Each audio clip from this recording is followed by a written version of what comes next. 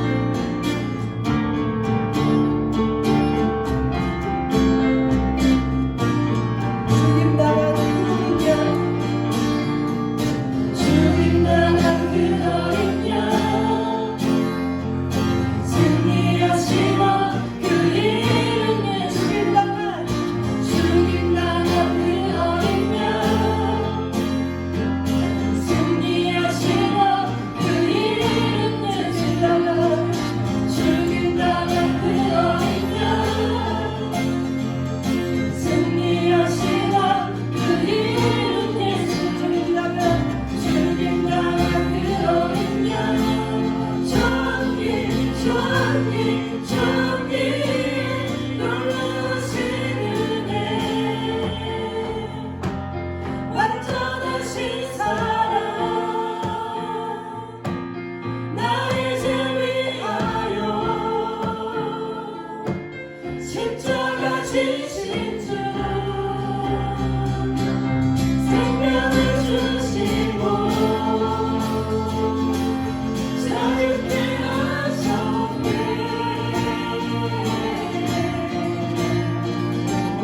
예수의 가신 모든 일 찬양 놀라시는 완전하신 사랑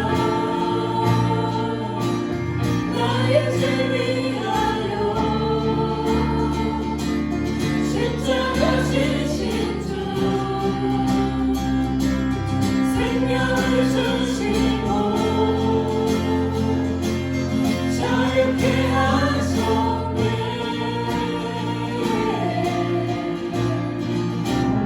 예수의 가신 모든 일 찬양해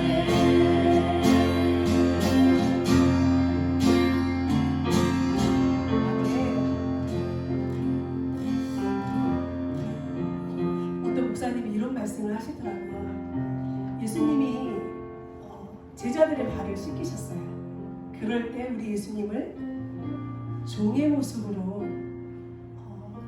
제자를 씻기셨다고 이렇게 우리가 표현을 합니다. 근데 이 종이요, 주인과 종 어떤 이런 얘기가 아니라 하다못해 어떤 청소부 이 정도도 아니고요.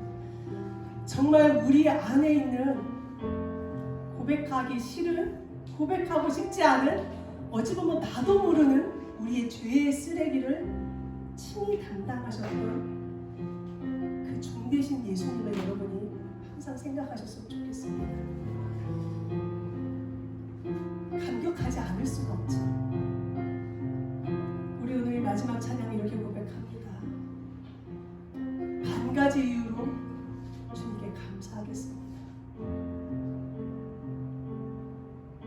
여러분 감사가 회복되시기를 주님의 이름으로 축복합니다.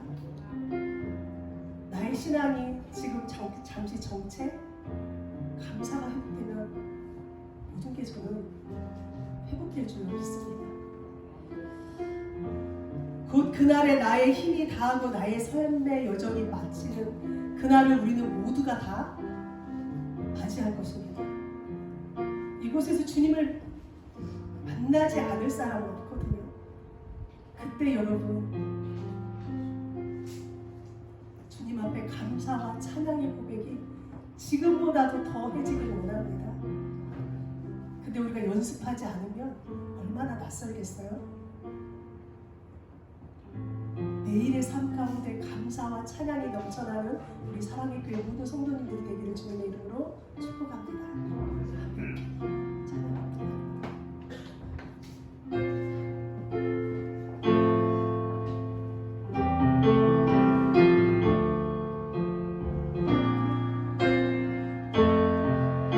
해가 뜨는 아침 해가 뜨는 새 아침 바람에 이제 다시 주님 찬양 무슨 일이나 어떤 일이 내게 놓여도 저녁이 올 때 나는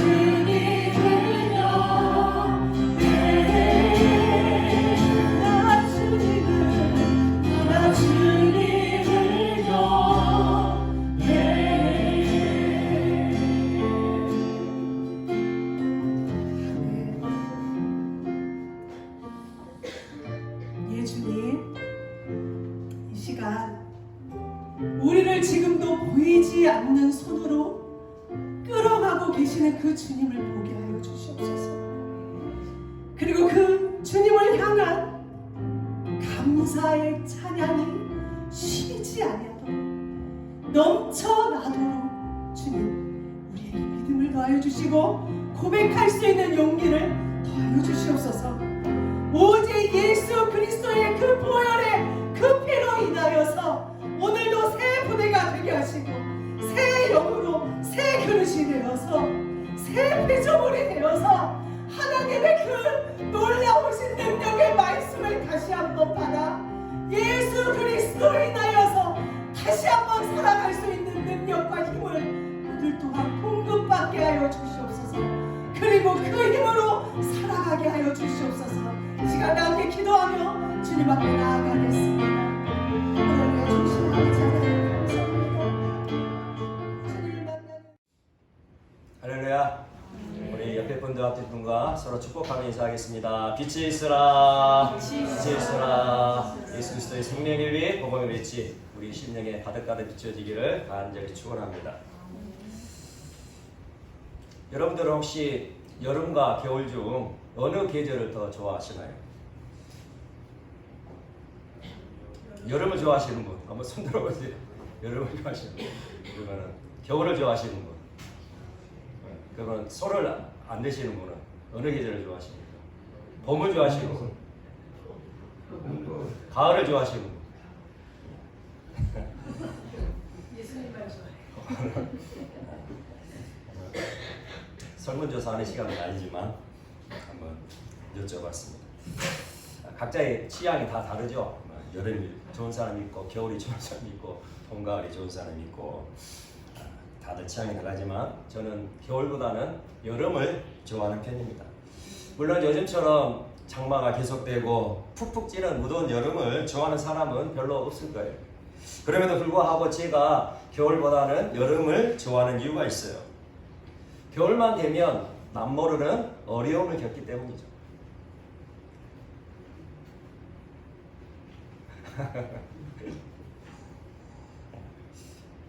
다시 처음부터 시작해야 됩니까?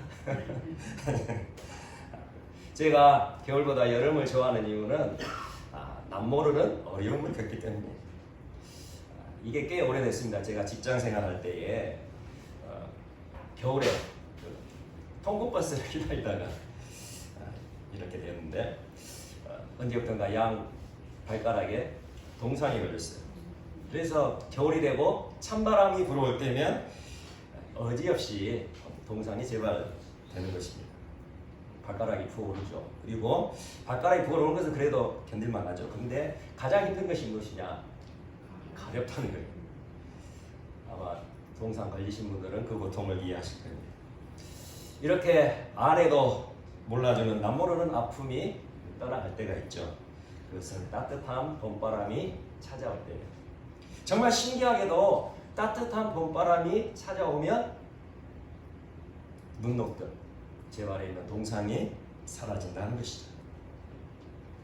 오늘 본문 말씀의 배경을 보면 예수님이 우리의 죄를 대신 감당하시기 위해 가진 모욕과 멸시와 조롱과 고난을 당하시고 십자가에 피 흘려 죽으신 후 3일 만에 부활하셔서 제자들에게 나타나셨을 때입니다. 예수님께서 부활하셔서 첫 번째로 제자들에게 나타나신 일이 요한복음 20장 19절에 기록되어 있죠. 이렇게 말씀하고 있습니다. 요한복음 20장 19절입니다. 이날 곧 안식 후 첫날 저녁 때 제자들이 유대인들을 두려워하여 모인 곳에 문들을 닫았더니 예수께서 오사 가운데 서서 이르시되 너희에게 평강이 있을지어다. 아멘. 부활하신 예수님은 제자들에게 나타나셔서 가장 먼저 그들의 불안하고 두려운 마음에 평강을 불어넣으셨죠. 제자들의 온 마음을 뒤덮고 있던 불신과 좌절, 그리고 죽음에 대한 극한의 공포에 짓눌려 있던 그 제자들에게 예수님은 힘과 용기를 먼저 불어넣으신 거예요. 그리고 이어서 예수님께서는 자신이 십자가에서 못 박히신 그 손과 그리고 창자국난 옆구리를 보여주시면서 예수 그리스도께서 부활하신 것에 대한 확신을 갖게 하신 이후에 성령 하나님의 권능을 받아 하나님이 주신 사명을 온전히 감당하라, 그렇게 말씀하셨죠. 이제 두 번째로 제자들에게 예수님께서 나타나셨어요. 이때에는 의심하는 도마에게 믿음의 확신을 불어넣으시기 위해 그렇게 두 번째로 부활하신 예수님께서 제자들에게 나타나신 것입니다. 그런데 이해할 수 없는 것은 이렇게 부활하신 예수님을 두 번이나 만나고도 예수님께서 주시는 이 평강의 이 은혜를 누리고 기뻐했음에도 불구하고 오늘 본문 말씀이 있는 요한복음 21장에 오게 되면 무려 7명의 제자들이 주님이 주신 사명을 망각한 채 고향 갈릴리로 돌아가 버렸다는 거예요. 그리고 그들은 제자로 부름 받기 전에 고기 잡는 일을 아주 자연스럽게 하고 있었던 거죠. 마태복음 28장을 보면 예수님을 장사 지낸 무덤에 찾아갔던 여인들에게 부활하신 예수님이 찾아오시고 만나셨죠. 그리고 그 여인들에게 예수님이 말씀하시기를 제자들에게 갈릴리로 가도록 그렇게 하라고 여인들에게 말씀하셨습니다. 만약 이 예수님의 명령을 따라 제자들이 갈릴리로 그렇게 자신들의 고향인 갈릴리로 돌아간 것이라면 제자들은 갈릴리로 가라 하신 예수님의 말씀을 그 마음속에 깊이 새기며 자신들의 사명을 지켜야 했을 거예요. 예수님을 고대하면서 기도하면서 예수님을 기다리고 있어야 했던 거죠. 그런데 오늘 본문 말씀을 보게 되면 제자들은 그러지를 못했습니다. 게다가 오늘 본문 말씀 요한복음 20장 6절까지의 상황을 보면 제자들은 예수님을 만나고도 그리고 예수님의 음성을 듣고도 전혀 예수님인지를 인지하지 못했다는 거예요. 제자들 마음 안에는 마태복음 28장에서의 예수님의 말씀, 갈릴리로 가서 먼저 기다리고 있어라 라는 그 말씀을 전혀 기억하고 있지 못했다는 것을 오늘 말씀에서 보게 된다는 것입니다. 오늘 본 말씀 요한복음 21장 2절에서 3절 우리 다시 한번 보도록 하겠습니다.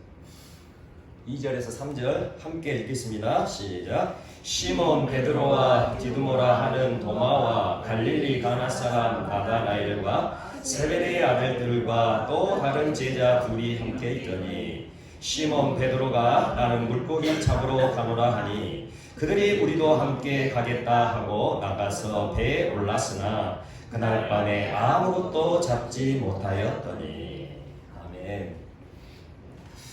한적한 오후 뜨거운 태양볕이 뉘어뉘어 저물어가고 황혼으로 물들어가는 갈릴리 바닷가에 어촌 계장인 베드로 뒤를 따라 그물을 짊어지고 가는 제자들의 모습을 상상해 보면 그림 엽서의 한 장면 같을 것입니다.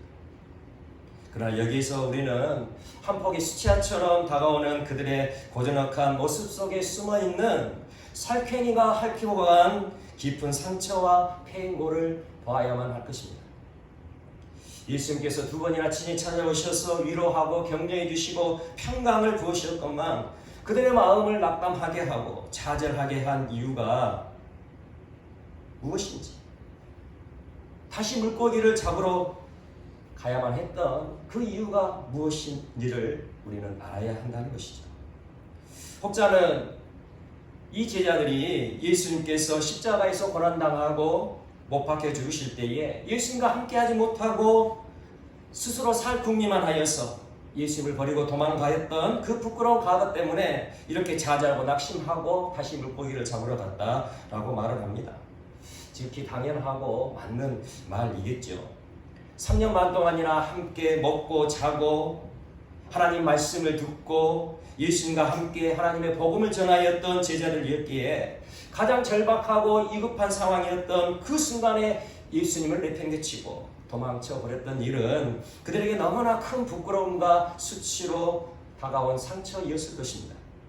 그러나 예수님의 고난과 함께하지 못한 상처와 아픔은 부활하신 예수님께서 직접 찾아오셔서 제자들과 함께 하시고 위로해 주시고 격려해 주시고 평강으로 부어주실 때에 어느 정도 회복되었으리라 생각됩니다. 그리고 예수님께서는 의심 많은 도마의 그 부심마저도 해결해 주시고자 하는 의도로 두 번이나 제자들을 찾아오셨던 것을 보면 이것은 충분히 이해할 수 있죠. 그럼에도 불구하고 가롯 유다를 제외한 11명의 제자들 중에 7명이나 되는 제자들이 사람을 낚는 어부로 그렇게 부름을 받았건만 이제는 자신의 고향 갈릴리로 돌아가 실제 물고기를 잡으러 맑은 그물을 만지작거리고 있는 것은 쉽게 납득하기가 어렵다는 것이죠. 사람들이 자신의 사명과 삶의 목적을 쉽게 잊어버리게 되는 이유가 있어요. 내 자신의 사명과 내 자신의 삶의 목적을 쉽게 잃어버리게 되는 이유는 순간순간 내 자신이 누구인가에 대한 정체성을 잃어버리기 때문이죠. 망각해버리기 때문입니다. 마음속 깊이 숨겨져 있는 상처와 아픔들이 평상시에는 드러나지 않지만 삶에 지쳐 곤고하고 피로하고 공허함이 묻어나올 때는 내 자신의 의지와는 상관없는 행동들을 일으키게 된다는 것입니다. 내면의 깊은 상처가 무의식적으로 내 자신의 생각과 의지를 부정적인 방향으로 이끌어가게 하는 것이죠. 깊은 상처가 우울증에 빠져들게 하고 극비야 삶의 역정은 다 식어져 버리고 극단적인 무기력에 빠져 자신의 정체성을 잃어버리게 된다는 것이죠. 현 상황만을 도피하고 싶어 어딘가로 훌쩍 떠나버리고 싶은 것입니다. 그리고 지금까지 땀 흘려 쌓아놓았던 자신의 사명을 외면한 채 자신에게 익숙했던 과거, 자신이 아주 익숙했던 과거로 손쉽게 되돌아가 버리는 것이 우리의 인생인 것이죠. 지금 베드로를 포함한 제자들의 심정이 이런 것입니다. 오늘 2절 말씀을 보게 되면 그 7명의 제자가 누군지 밝히고 있죠. 시몬 베드로, 그리고 디두모라 하는 도마, 그리고 갈릴리 가나 사람 나다네, 그리고 세베대의 아들들, 그리고 또 다른 제자 둘, 총 7명입니다. 자신들이 배반한 예수님께서 부활하셔서 그들과 함께 하시고 위로해 주셨을 때에 그들의 마음에는 희망도 있고 기쁨도 있었을 거예요. 그러나 그것도 일순간이죠. 부활하신 예수님께서 언제나 항상 제자들과 함께 하시지는 않았다는 거예요. 부활하신 예수님께서 만나셨지만 예수님께서 떠나가 버리신 그 공허한 공간 안에 아무 쓸모없는 부인을처럼 둥둥 떠돌아다니는 무력함이 그들에게 몰려왔던 것입니다. 과연 무엇이 그들로 하여금 그렇게 안타까운 모습으로 쉼없이 갈릴리로 돌아가게 만든 것인가요? 먼저 베드로와 세베대의 아들들을 살펴보도록 하겠습니다. 세베대의 아들들이라면 누구죠? 세베대의 아들들은 야고보와 요한이죠. 흔히 베드로와 야고보와 요한은 예수님께서 가장 인정하셨던 제자들이라 이야기하죠. 그도 그럴 것이 예수님이 함께 하는 곳이라면 이 세 명의 제자들은 어느 곳에나 같이 있었어요. 예수님께서 가신 곳이면 어디나 함께한 제자들, 바로 이 세 명의 제자들이었죠. 베드로와 야고보와 요한. 회당장 야이로의 딸을 고쳐주실 때에도 이 세 명만이 회당장의 집 안에 들어갔어요. 변화산에서 예수님이 변화되셨을 때도 이 세 명의 제자들만 함께했어요. 겟세마네 동산에서 예수님께서 땀이 핏방울 되도록 기도하셨을 때에도 그 순간에도 베드로와 야고보, 요한만이 예수님과 함께하였죠. 이 제자들의 믿음이 좋긴 좋았나 봅니다. 그런데 제 생각으로는 이 세 명의 제자들이 그렇게 믿음이 좋아서 그랬었을까? 정말 이 세 명의 제자들이 믿음이 좋아서 그렇게 예수님께서 이 세 명의 제자들을 그렇게 데리고 다녔을까?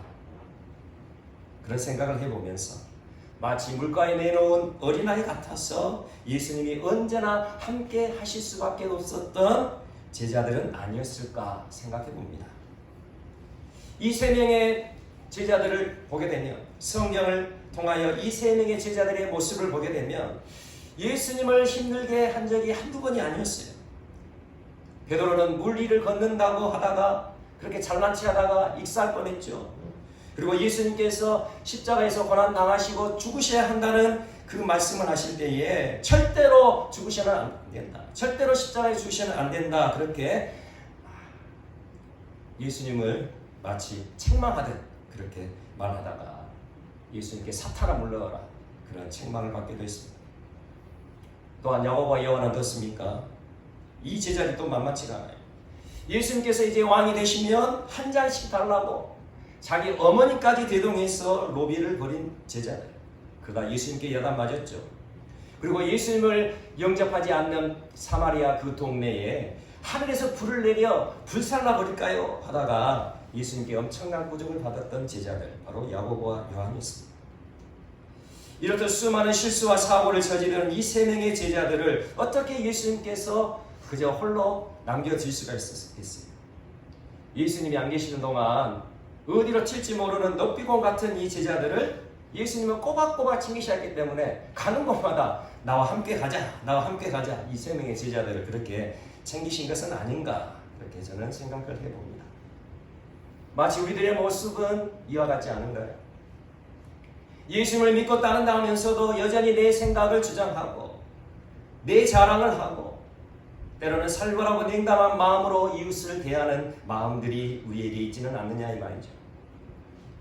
그런데 한 가지 신기한 것이 있어요. 아주 신기한 것이 있냐면 이렇게 예수님을 힘들게 했던 이 세 명의 제자들, 예수님께서 나와 함께 가자라고 이렇게 말씀만 하시면 100% 순종했다는 거예요. 어디를 가든 나와 함께 가자 하면 이 베드로와 야고보와 요한은 언제든지 예수님과 함께하고 100% 순종했다는 거예요.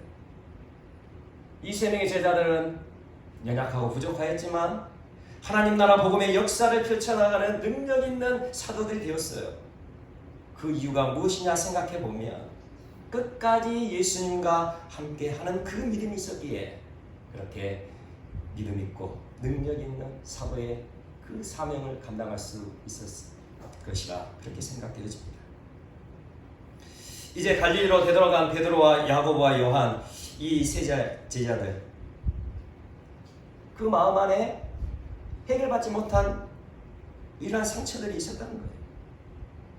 예수님께 책망받았고 다른 제자들에게 욕을 얻어먹었고 그런 여러 가지 깊은 상처들이 그들의 마음 안에 있었다는 것입니다. 아까 말씀드렸지만 베드로의 경우에 물 위를 멋지게 걸어가다가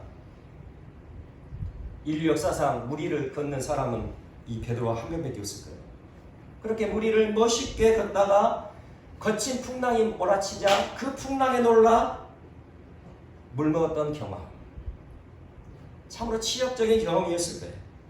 잘난 체하다가 호적호적거리는 그 모습을 다른 제자들 앞에, 그 동생들 앞에 다 보였으니 얼마나 부끄러웠을까요? 그리고 예수님을 3번이나 부인하였던 그 참담한 그 잘못된 모습, 차마 입으로 다 표현하기가 어려웠을 것입니다. 또 다른 제자 도마는 어땠을까요? 도마는 가장 최근에 상처를 받았죠. 부활하신 예수님께서 나타나셨을 때에 무슨 일인지 도마만 그 자리에 없었어요. 그래서 다른 제자들이 부활하신 예수님이 이곳에 오셔서 부활하신 예수님을 만났다라고 그렇게 말했지만 이 의심 많은 도마는 도무지 그것을 믿지 못했다는 거예요. 내가 직접 예수님의 그 못자국, 그 창자국을 만져보고 손을 넣어보지 않고는 내가 믿지 못하겠다, 그렇게 했다는 거예요. 그때 예수님이 다시 도마 앞에 나타나셨죠. 그래서 예수님은 요한복음 20장 29절에서 이렇게 말씀했어요. 너는 나를 본고로 믿느냐? 보지 못하고 믿는 자들은 복되도다. 도마가 예수님을 직접 만져보고서야 믿게 되었을 때에 너는 나를 본고로 믿느냐? 보지 못하고 믿는 자들은 복되도다. 의미 있는, 뼈 있는 한마디를 도마에게 하셨다는 거예요. 그리고 나다나엘은 어떤 사람입니까? 오늘 2절에 나오잖아요. 시몬 베드로, 디두모라는 도마, 갈릴리 가나 사람 나다나엘. 이 나다나엘, 친구 빌립이 예수님을 메시아로 소개하면서 전했을 때 이 나다나엘이 무엇이라 말했습니까? 나사렛에서 무슨 선한 것이 날 수 있느냐? 그 천박하고 그렇게 비천한 그 동네 나사렛에서 무슨 선한 것이 날 수 있느냐? 예수님을 천대하며 비꼬는 말을 했죠. 이런 나다나엘이었지만 예수님은 이 나다나엘을 칭찬하셨어요. 나다나엘, 네 속에 간사한 것이 없는 너는 참 이스라엘 사람이라 말씀하셨을 때에 이 나다넬 마음이 얼마나 멋쩍었을까요? 우리도 예수님을 만나고 예수님을 믿고 살아가지만 무수한 상처와 아픔을 경험하고 살아가죠. 부부간의 관계 속에서, 부모와 자식 간의 관계 속에서, 그리고 직장과 학교와 교회 안에서도 많은 상처와 갈등을 겪고 살아갑니다. 이러한 상처 속에서 자신뿐만 아니라 상대방을 아프게 하는 경우가 많은 것이 실제적인 현실이죠. 가장 가까워야 할 부부간에서도 얼마나 많은 상처로 고통하고 다투는지 모르겠습니다. 서로 기싸움에 앉으려고 얼마나 아둥바둥하고 계신가요? 그러나 그 하나하나의 내용을 보게 되면 너무나도 작은 아무것도 아닌 것을 가지고 다투고 있음을 아주 나중에야 깨닫게 되는 것이죠. 우리의 옛적의 기억을 생각해보면, 그리고 우리 아이들을 키울 때 생각을 해보면, 아이들이 어렸을 때 싸울 때, 아이들이 어렸을 때 싸우는 것을 보면 무엇을 가지고 싸우죠? 아주 조그만 장난감 하나, 구슬 한 개, 딱지 한 장, 이것 때문에 싸워요. 마치 자기 인생이 망할 것처럼 말이죠. 자기들이 고작해야 인생을 얼마나 살았다고 마치 자기 인생이 망할 것처럼 그렇게 장난감 하나, 딱지 하나, 구슬 하나로 싸운다는 것이죠. 하나님께서 우리를 보시는 그 마음도 이와 같지 않으실까요? 어느 교회 목사님이 어느 성도님의 가정을 신방했어요. 이 성도님은 사슴 농장을 하시는 성도님이셨어요. 그렇게 사슴 농장을 하시는 그 성도님 가정을 방문했는데 마침 점심시간이 되어서 사슴에게 먹이를 주는 시간이 되었다. 그래서 성도님이 지금 점심시간이라 사슴에게 먹이를 줘야 됩니다 라고 말하자. 그래요? 그러면 한번 사슴에게 먹이를 주는 것을 한번 구경해보죠 하고 같이 따라가신다고 해요. 농장 주인이 이제 그 먹이통을 딱 이렇게 펼치고 거기다가 이제 먹이를 붓고 종을 딸랑딸랑 쳤어요. 그러니까 사방에 흩어져 있던 사슴들이 한 마리씩 한 마리씩 그 먹이통 주위를 향하여 이렇게 몰려오는 거예요. 그래서 이제 사슴들이 몰려와서 그 먹이를 먹으려 하자 사슴 농장 주인이, 그 성도님이 그 먹이통을 확 뒤로 잡아 빼는 거예요. 그러니까 어떻게 되겠습니까? 먹이통이 없어지자 모여있던 사슴들이 또 하나 둘 이렇게 흩어지는 것이죠. 그러다 또 다시 먹이통을 앞에다 내놓고 다시 종을 딸랑딸랑 치는 거예요. 그러니까 또 다시 흩어졌던 사슴들이 한 마리씩 한 마리씩 먹이통 주위로 몰려듭니다. 그래서 사슴들이 또 먹이를 먹이라 하는 순간 그 먹이통이 뒤로 확 사라져요. 이 모습을 보고 있던 목사님이, 아이고 성도님, 기왕에 사슴에게 먹이를 주려면 잘 좀 주시지 왜 그러시냐. 그러니까 성도님이 웃으시면서 하시는 말씀이, 지금 사슴에게 뿔나게 하려고 하는 중입니다. 혹시 우리도 이런 경우가 있지 않으신가요? 일부러 상대방의 화를 돋구어 뿔나게 하는 경우들 말이죠. 일부러 상대방을 힘들게 하는 못된 죄성들이 우리 사람 안에 있다는 거예요. 그렇게 사고치고 실수하는 모습이 여전히 우리들 속에 있더라도 그 어떤 상황에서도 우리는 예수님과 함께 해야 하는 것입니다. 그래야 내가 살고, 그래야 우리 가정이 살고, 그래야 우리 교회가 살고, 그래야 우리 나라가 살기 때문입니다. 예수 그리스도와 함께 할 때만이 살아날 수 있다는 것을 명심하시기 바랍니다. 아무리 뿔나는 일이 있더라도 예수님이 사랑하라 하시면 하는 것이고, 예수님이 용서하라 하시면 용서하는 거예요. 예수님이 함께 하자, 예수님이 함께 가자 하실 때 예수님을 온전히 따르시는 우리 모두가 되시기를 간절히 축원합니다. 예수님께서 함께 기도하자 하실 때 기도하셔야 우리의 인생이 복된 인생이 될 수 있음을 믿으시기를 바랍니다. 하나님 나라를 위한 영적 전투, 우리가 날마다 삶이 영적 전투를 하죠. 그러나 정말 우리의 삶을 보게 되면 정말 우리의 매일의 삶이 하나님 나라의 그 영적 전투를 치르고 있는지, 아니면 매 순간마다 고함과 비명으로 가득 찬 총성 없는 우리 삶의 전쟁을 치르고 있는지, 그것을 우리는 생각해 봐야 할 것입니다. 직장과 학교와 교회 안에서의 생활도 서로의 관계 속에서 굴곡지고 패어있는 감정의 골들이 존재하고 우리를 아프게 하는 것들이 현실입니다. 실제로 마가복음 8장 33절을 보면 예수님께서 십자가의 고난 당하여 죽으실 것이라 그렇게 말씀하셨을 때에 베드로가 그러시면 안 된다 그렇게 항변했다고 그랬죠. 그 말씀이 마가복음 8장에 기록되어 있어요. 이때에 예수님께서 베드로를 꾸짖으셨어요. 그리고 또 누가복음 9장 55절을 보면 예수님을 영접하지 않는, 예수님을 받아들이지 않는 사마리아 마을, 그 한 마을을 하늘에서 불을 내려 불살라 버리겠다 그렇게 말하는 야고보와 요한을 예수님께서 꾸짖으셨어요. 여기서 예수님께서 제자들을 꾸짖었다라고 성경에서는 기록하고 있는데, 이 꾸짖었다라는 이 단어는 어떤 단어냐면 예수님께서 악한 귀신을 내쫓으실 때에 예수님을 꾸짖어 내쫓으실 때에 그 꾸짖다라는 그 단어와 똑같은 말이었다는 거예요. 그러니 지금 베드로, 야고보, 요한 예수님께서 꾸짖으실 때에 마치 귀신을 내쫓았듯 그렇게 베드로, 야고보, 요한을 꾸짖으셨다는 거예요. 그러니 그 제자들의 마음에는 얼마나 큰 상처가 되었을까요? 그러나 우리가 알아야 할 것은 예수님께서 제자들을 꾸짖으실 때에 실제로 그 제자들을 꾸짖으신 것이 아니라 그 제자들 마음 안에 있어 그 제자들의 마음을 혼미케 하는 원수 마귀, 그 귀신을 꾸짖었다는 사실을 명심하시기 바랍니다. 우리가 받는 상처의 많은 경우가 스스로 받는 상처일 때가 많다는 거예요. 상대는 아무런 의미 없이, 아무런 생각 없이 평상시 하던 대로 그렇게 말하고 행동했음에도 불구하고 스스로 상처를 받는 경우가 있다는 것이죠. 또한 상대방을 권면할 때도 마찬가지입니다. 권면을 듣는 상대방은 스스로 상처를 받을 수 있다는 거예요. 우리가 말을 할 때에 아무렇게나 나오는 대로 해서는 안 되겠죠. 어떤 상황, 어떤 분위기에 맞는 말을 해야 하는 것이 중요합니다. 말의 훈련을 하는 것이 참 중요해요. 상대방의 입장을 생각해서 말을 하는 것도 참 필요합니다.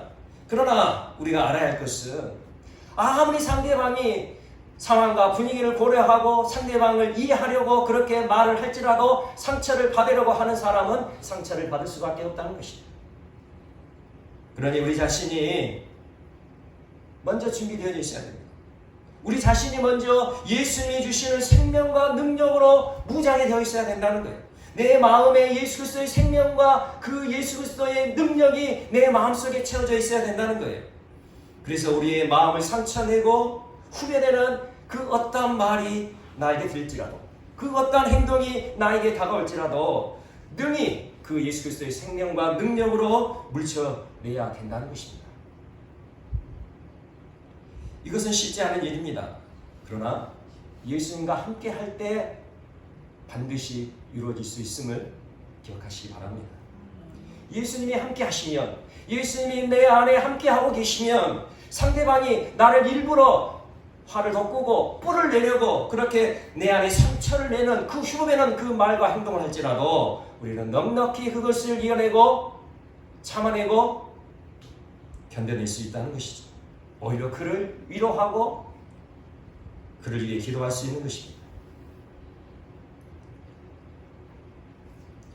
예수님이 찾아오시면, 예수님을 정말로 만나게 되면 우리는 변화되고 새롭게 시작될 수 있는 것입니다. 예수님은 언제나 길이요 진리요 생명이시기 때문입니다. 지금 베드로와 야고보와 요한 그리고 나다나엘과 도마, 그들 또한 깊은 상처를 해결받지 못함으로 예수님을 떠나버릴 수밖에 없었어요.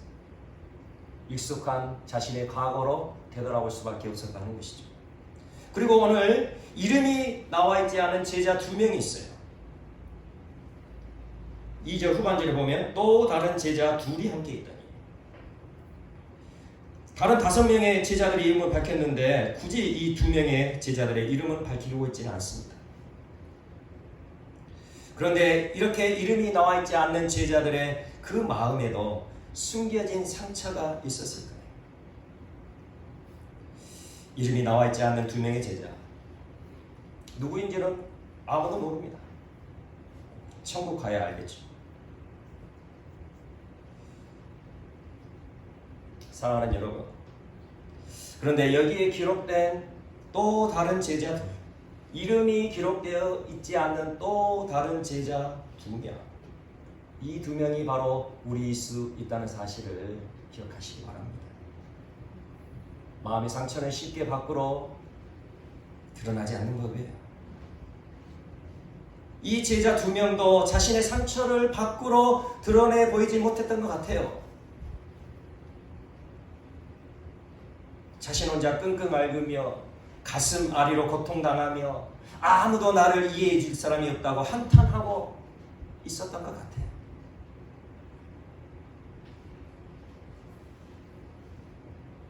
이 제자의 모습이 우리들의 모습은 아닌가요? 혼자 끙끙 앓으며 가슴 앓으며 아무도 나를 이해할 사람 없다며 그렇게 탄식하고 낙담하고 있을 때 예수님께서 찾아오셨습니다. 예수님은 7명의 제자, 그들의 마음을 아시고 함께 아파하셨기에 그들에게 찾아오신 거예요. 그리고 그들에게 말씀하시죠. 5절에서 6절 우리 함께 읽겠습니다.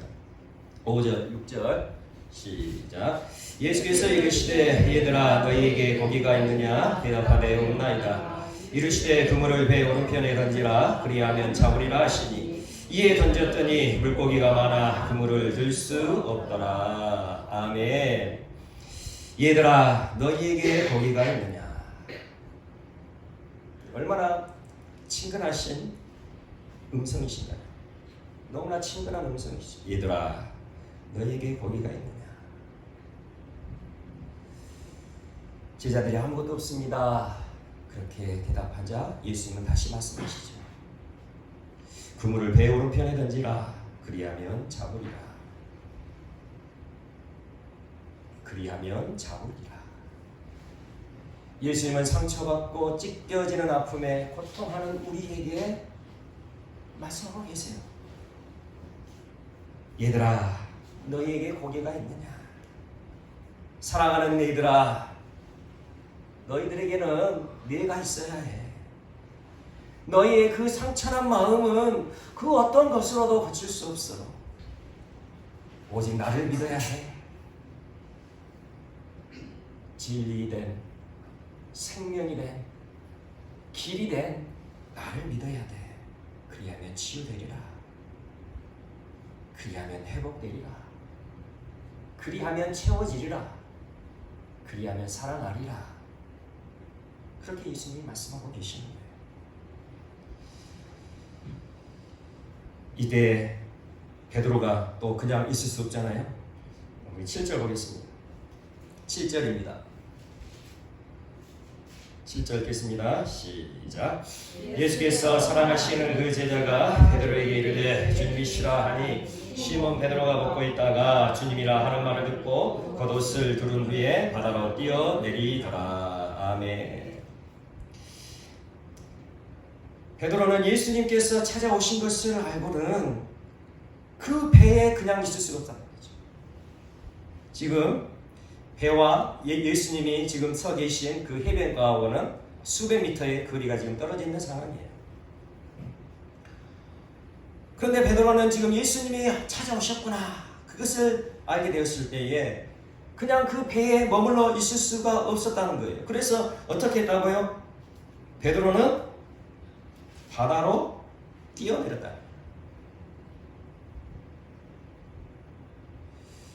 우리는 여기서 주목해야 할 것이 베드로가 바다로 뛰어든 것이 아니라 뛰어내리더라. 우리가 수영하기 위해서는 어땠습니까? 바다로 뛰어들어야 되겠죠. 뛰어들어야 수영하죠. 근데 지금 뭐라고 성경에 나왔습니다. 뛰어내렸다는 거예요. 뛰어내려. 저는 이때 베드로가 수영을 해서 예수님께 나아간 것이 아니라 물 위를 사뿐히 걸어가며 예수님께 나아갔다 상상을 해봅니다. 이전에 베드로 물 위를 걷다가 거친 풍랑이 몰려오는 것을 보고 두려워하여서 물에 빠졌던 적이 있었죠. 그런데 베드로는 이제 그 어떠한 풍랑이 몰려와도 오직 나의 주 예수 그리스도만을 바라보았을 테니까 베드로는 그 바다 위를 걸어서 주님께로 나아갔을 것이라 저는 그렇게 상상을 해봅니다. 실제로 그랬을 수도 있겠죠. 그리고 베드로가 벗고 있다가 겉옷을 두른 후 바다로 뛰어들었다 했잖아요. 만약 수영을 할 거면, 그리고 수영을 못해도 최소한 물 위를 그냥 그렇게 물속으로 이렇게 걸어서 가려고 마음먹었어도 그 옷을 입지는 않았을 거예요. 그러니 지금 겉옷을 두른 후에, 물론 예수님께 이렇게 예의를 차리기 위해서 겉옷을 입을 수도 있겠지만, 저는 이 말씀을 보면서 상상하는 것이, 이전에 실패했던 베드로, 물 위를 걷다가 물에 빠져버렸던 베드로가 지금 이곳에서는 물에 빠지지 않고 오직 예수 그리스도만을 바라보며 그렇게 믿음으로 걸어가고 있던 베드로의 모습을 그렇게 상상할 수 있다는 것이죠. 예수님은 이른 새벽 차디찬 바다 바람을 맞으시면서 그들의 공허하고 허기진 영혼을 채워주시기 위해서 친히 떡과 생선을 준비하셨습니다. 그리고 그것을 먹이시며 회복시키셨죠. 이것을 보게 되면 우리는 또 한 가지 사건이 기억됩니다. 베스다 광야에서 허기진 배에 굶주려 있던 사람들에게 물고기 2마리 그리고 보리떡 5개로 배불리 먹이셨던 예수님, 그리고 12광들이나 남기셨던 오병이어의 이적을 베푸셨던 예수님, 그 예수님을 연상할 수 있습니다. 이 오병이어의 이적의 의미가 무엇이냐는 요한복음 6장에서 말씀하고 계시는데요. 요한복음 6장에서 이 오병이어의 이적을 이렇게 말씀하죠. 생명의 떡으로 오신 예수님께 오는 자에게 영원한 생명을 약속하신 것이라, 그렇게 말씀하고 있습니다. 이 오병이어의 이적, 이 오병이어는 생명의 떡으로 오신 예수님을 예표하시기 위해 그렇게 이적을 베푸셨다는 거예요. 그렇게 영원한 생명을 약속하신 예수님, 자신의 온 몸을 상처 입고 생채기 난 그 제자들을 치유하고 회복시켜 주시기 위해 온전히 내주고 있는 것을 보게 되는 것이죠. 지금 이 시간 예수님은 우리들을 위해서도 자신의 온몸을 내주고 계시는 사랑의 주님이심을 믿으시기를 바랍니다. 십자가에 못 박혀 죽으신 예수님, 자신의 모든 피와 모든 물마저 우리들에게 다 주신 우리의 주님이시요 영원한 왕이십니다. 우리를 참으로 사랑하셔서 자신의 모든 것을 주신 사랑과 평강의 주님, 그분이, 그 예수님이, 그 아름다우신 우리 주님이 우리의 인생에 따뜻한 봄바람처럼 찾아오시면 우리 마음 안에 있는 모든 고통과 어려움은 눈녹듯 사라지고 우리는 거뜬히 다시 일어나 힘과 용기를 얻고 믿음의 발걸음을 내디딜 수 있을 것입니다. 이전의 실패가 더 이상의 실패가 아니고 베드로가 물 위에서 빠졌던 그 실패를 디딤돌 삼아 이제는 예수 그리스도를 바라보며 그 바다 위를 걸었다. 놀라운 믿음의 역사가 우리 삶 가운데서도 반드시 이루어질 것입니다. 예수님이 찾아오시며 예수님을 정말로 만나며 우리의 삶에 그 아름다운 역사가 이루어질 것을 믿고 우리가 함께 기도하며 그 아름다운 믿음의 삶을 살아가는 우리 모두 되시기를 간절히 축원합니다. 아멘.